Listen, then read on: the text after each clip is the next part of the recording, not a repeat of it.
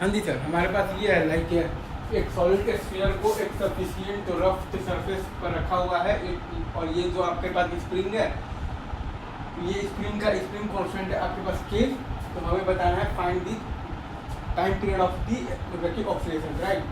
तो centre of मास को displace कर दिए हैं एक्स और फिर हमने इसको वहाँ से छोड़ा है। तो शुरू में तो v भी 0 है और ओमेगा भी 0 है, तो v इक्वल टू मतलब कि ओमेगा आ रहा है। तो अब बस अपना मतलब कि स्टैटिक फ्रिक्शनल फोर्स अपने आप को ऐसे एडजस्ट करेगा ताकि a equal to alpha r हो जाए। स्टैटिक फ्रिक्शनल फोर्स अपने आप को ऐसे एडजस्ट करेगा ताकि a equal to alpha r हो जाए, राइट। तो वही हम लोग यहाँ पर फ्रिक्शनल फोर्स का कोई भी एक रैंडम डायरेक्शन मान लीजिए, ठीक है सर। और फिर आप बेसिकली फ्रिक्शनल फोर्स का वैल्यू निकाल दीजिए। अगर वो वैल्यू आ गया है पॉजिटिव मतलब कि जो डायरेक्शन माने थे वो सही है, और बेसिकली अगर वो वैल्यू आ गया है निगेटिव मतलब कि जो डायरेक्शन माने थे वो गलत है, असल में उसका ठीक उल्टा है, ठीक है सर।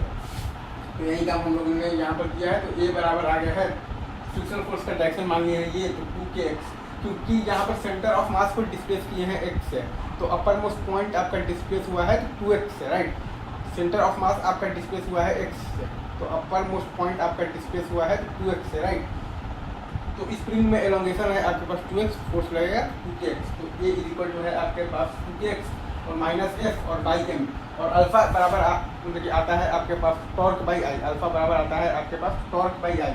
तो फ्रिक्शनल फोर्स और ये आपका बेसिकली जो है ना मतलब स्प्रिंग फोर्स और फ्रिक्शनल फोर्स दोनों का टॉर्क का डायरेक्शन यही है। स्प्रिंग फोर्स या फिर फ्रिक्शनल फोर्स दोनों के टॉर्क का डायरेक्शन आपके पास यही है। तो टॉर्क है आपके पास 2kx और प्लस f इंटू आर, टो बाई और आई है आपके पास 2/5 इंटू एम आर स्क्वायर। और फिर हम लोगों ने लगा दिया है बेसिकली ए बराबर अल्फा, तो एफ बराबर हमारे पास आ गया है minus of the 6kx/7।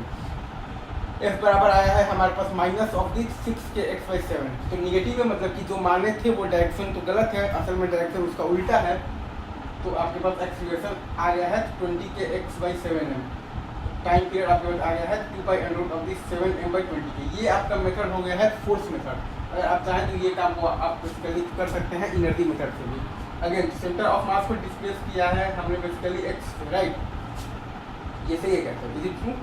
Centre of मास को डिस्प्लेस किया है एक्स से, तो स्प्रिंग में एलोंगेशन क्या है आपके पास 2x है, तो हाफ इंटू के इंटू 4x मतलब के स्क्वायर है, राइट। स्प्रिंग पोटेंशियल एनर्जी और ये लिखा हुआ है क्योंकि यहाँ पर आपके पास तो प्योर रोलिंग हो रहा है, क्योंकि लिखा हुआ है यहाँ पर कि आपका सरफेस कैसा है तो सफिशिएंट रफ है।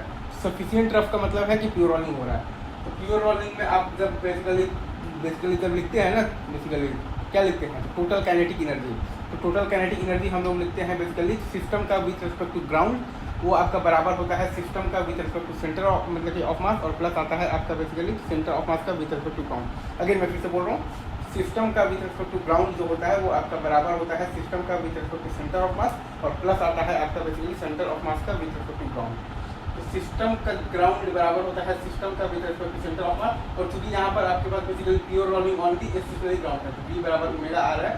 तो ये आ गया है आपके पास system ground equal to system का with respect to centre of mass, तो half into I into omega square d by r का होल स्क्वायर, और प्लस है आपके पास सेंटर ऑफ मास का विथ रिस्पेक्ट टू ग्राउंड, तो हाफ एम बी स्क्वायर आ गया है आपके पास 7/10 mv स्क्वायर। तो यहाँ पर लिख दिए हैं ये है आपका बेसिकली क्या है स्प्रिंग का पोटेंशियल एनर्जी, और ये है आपका बेसिकली सॉलिड स्फीयर का टोटल आपके पास लिखा हुआ है काइनेटिक एनर्जी, और ये दोनों का सम बराबर है आपके पास कांस्टेंट डिफरेंशिएट कर दिए हैं।